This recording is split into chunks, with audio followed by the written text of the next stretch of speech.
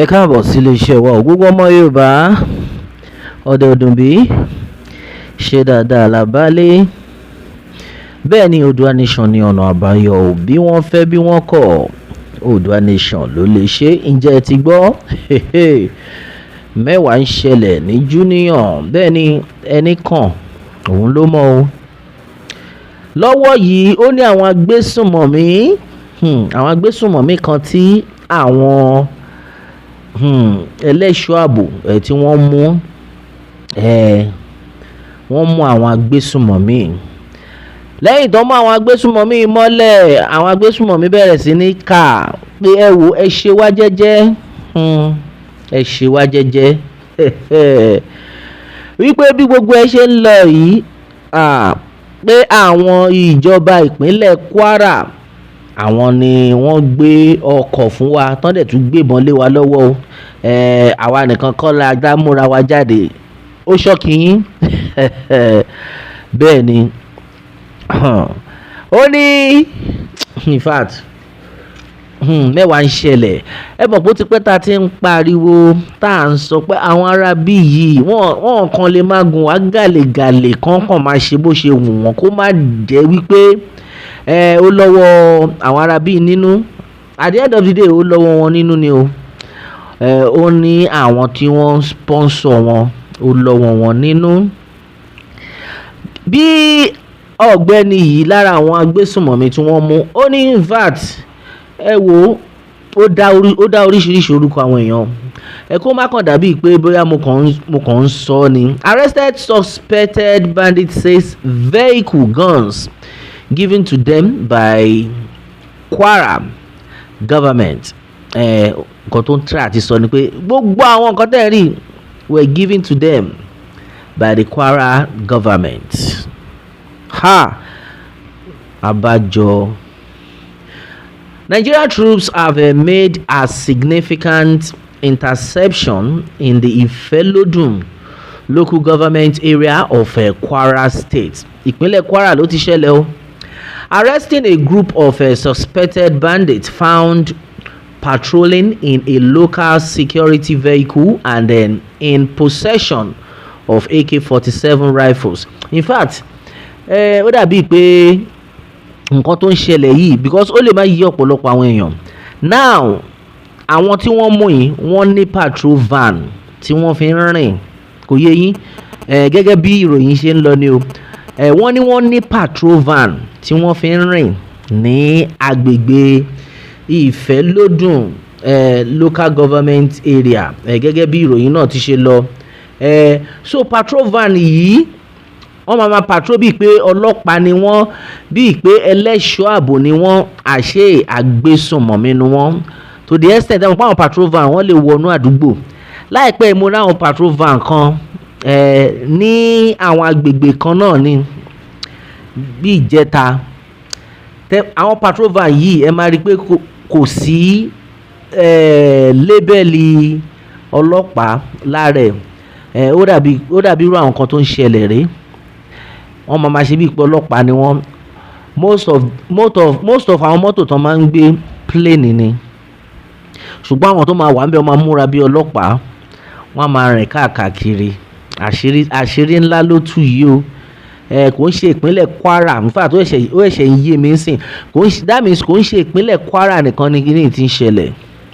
Àwọn patrol van wọ́n máa rìn káàkiri tó jẹ́ wípé kò ní sí ọlọ́pàá, wọ́n ń ṣe ọlọ́pàá, ó possible wọ́n ń ṣe ọlọ́pàá.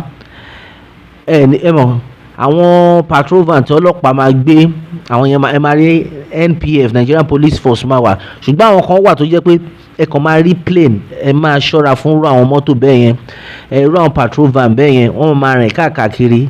Àwọn èèyàn máa wò wọ́n wípé àwọn ilé ẹlẹ́ṣọ́ ààbò ni wọ́n, ṣùgbọ́n tẹ́ ẹ bá wò wọ́n dáadáa wọ́n ń ṣe ẹlẹ́ṣọ́ ààbò.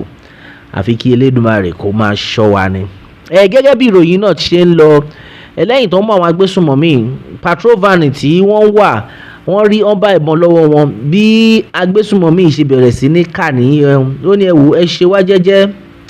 Wọ́n ní wọ́n mú wọn ní ìjọba ìbílẹ̀ Ìfẹ́lódùn Ìfẹ́lódún local government area ní ìpínlẹ̀ Kwara, ibẹ̀ ni wọ́n ti mú àwọn arábí yìí o.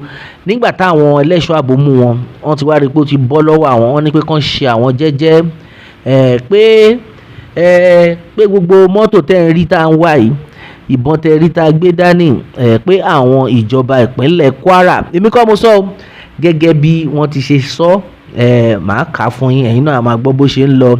Ó ní ìjọba ìbílẹ̀ gómìnà ìjọba ìpínlẹ̀ Kwara, àbí àwọn náà ni bó ṣe sọ pé àwọn ni wọ́n fún àwọn ní ọkọ̀ táwọn ń lò. Àwọn yìí kan náà ni wọ́n gbé ìbọn lé àwọn lọ́wọ́. Bó ṣe bẹ̀rẹ̀ sí ní ka oríṣiríṣi nìyẹn. In fact, ẹ jẹ́ kí n kà á lẹ́kùnrẹ́rẹ́ fún yín kó lè yé yín yékéyéké.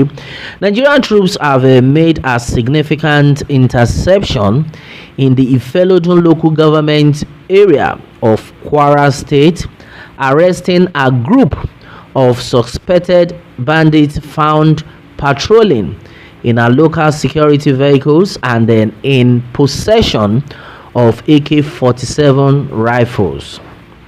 Now, the arrest was captured in a viral video obtained by Sahara reporters showing the detained men who were prostrated on the ground with their hands tied, being interrogated by soldiers. Now, during the interrogation, one of the suspects, speaking in Hausa and the Nigerian pidgin, alleged that their patrol vehicle and then AK-47 rifles were provided by the Kwara State government. Ṣé hey, ta ló save nínú ìlú yẹn báyìí torí Ọlọ́run? Tí àwọn èèyàn bá lè jáde síta tó bá lè máa pariwo pé àwọn ìjọba ìpínlẹ̀ Kwara àwọn ló fún wa níbọn, àwọn ló fún wa ní ọkọ̀, ṣé kò yẹ kí ìjọba ti jáde kán debunk ẹ̀? Because news yìí ó ti ń lọ viral. Ṣé irọ́ ni o? Ṣé òótọ́ ni? Àti ìgbọ́ kankan láti ẹnu ìjọba ìpínlẹ̀ Kwara. À ń dúró dè yín kí ẹ jáde síta kẹ́ ní pé ẹ mọ ẹni báyìí rí o, kán dẹ̀ dá sí eré àtótọ́ àti tó yẹ. Ọ̀pọ̀lọpọ̀ àwọn èèyàn ní pé kò yẹ kó jẹ́ tuntun náà, kò yẹ kó jẹ́ tuntun because irú nǹkan tó ń ṣẹlẹ̀ yìí kò yẹ kó máa lọ bẹ́ẹ̀ náà. Ṣé àwọn, because ó ti pẹ́ tèmi ti máa ń rò pé ṣé àwọn agbésùnmọ̀mí ṣé wọ́n ju ìjọba lọ ni? Ṣé ó yẹ kí wọ́n ju ìjọba lọ ni tí ìjọba tún máa negotiate pẹ̀lú wọn? Ara nǹkan tá à ń sọ rèé. Gẹ́gẹ́ bí ìròyìn náà ṣe jáde nìyí o. Ó ní pé kán ṣe òun jẹ́jẹ́ o. In fact, ó continue, ó bẹ̀rẹ̀ sí ní dá oríṣiríṣi orúkọ àwọn àgbààgbà kankan tó jẹ́ wípé wọ́n wà nínú iṣẹ́ ológun. Ó mà ṣe o. During the interrogation, continue. One of the suspects, speaking in Hausa and the Nigerian pidgin, alleged that their patrol vehicle and then AK-47 rifles were provided by the Kwara State government. And then he alleged that they had been operating in the area under the guise of patrol duties for some time. According to his statement, I quote, "We have been here for quite a while. We are using the vehicle for patrol. Walai, na the truth I dey tell you," the suspect said in the video. And he made it clear, Ilorin government na him give us this motor and the weapon. They were the ones that gave us the rifles. The suspect further insisted that the rifles were not privately owned but were collected by their superior, whom he referred to as our oga, implicating multiple individuals, including one Oga Victor in the operation. Ẹ jẹ́ kó mọ dé ibi tá a wà yìí náà.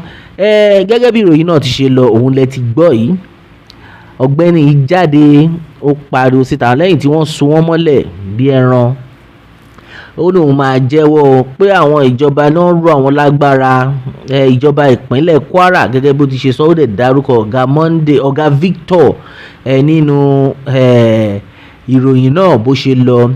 We are not the ones that collected the rifles. It was our oga that collected them. I know because I was with them.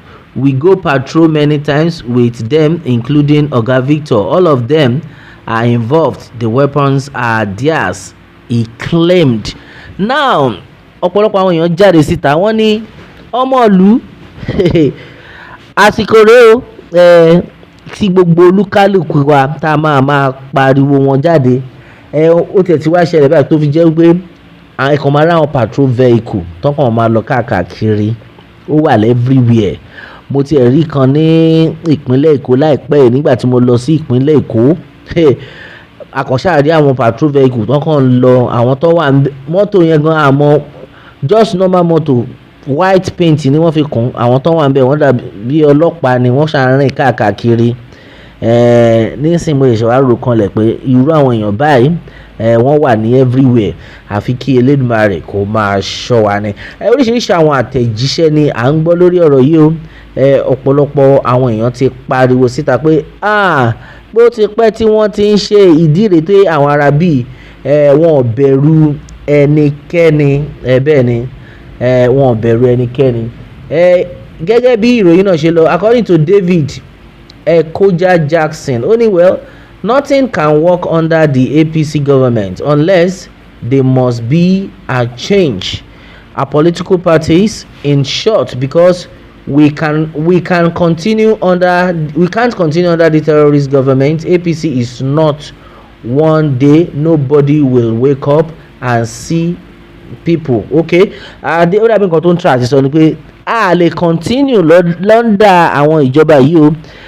Because bí gbogbo ẹ ṣe ń lọ yìí kó má lọ di pé ẹ kàn rí pé àwọn èèyàn kàn kú láàárọ̀ ọjọ́ kan ẹ kàn pò kú kàn sùn lọ. Ọlọ́run ní jẹ́ kí irú ẹ̀ ṣẹlẹ̀ bọ̀ ó ti ń ṣẹlẹ̀ náà ká má parọ́ ó ti ń ṣẹlẹ̀ ṣùgbọ́n ṣe ń rí nǹkan tó ń ṣẹlẹ̀ nínú ìlú. A dẹ̀ ń wá bí nǹkan ṣe máa dáa, a dẹ̀ ń wá solution. Àwọn ìjọba kan máa bá wa máa wá solution. At the end of the day ọ̀rọ̀ lẹ gbọ́ yìí o ọ̀rọ̀ òun ni ẹ gbọ́ yìí àfi kí Elédùmarè kó ṣàánú wa ni. níta fi ń pariwo rèé pé no going back lọ̀rọ̀ yìí sẹ́ bí wọ́n fẹ́ bí wọ́n kọ̀ Yorùbá nation òun ni ọ̀nà àbáyọ. ní rí jù báyìí lọ lórí eléyìí. A ó máa bẹ ọ̀bẹ níbẹ̀ ṣo àtẹ́lẹsẹ̀ abẹ̀nàwò ẹni tó bá lámábọ̀ láàní dé bá Elédùà kó bùkún fórílẹ̀-èdè Yorùbá. Ó dàbọ̀.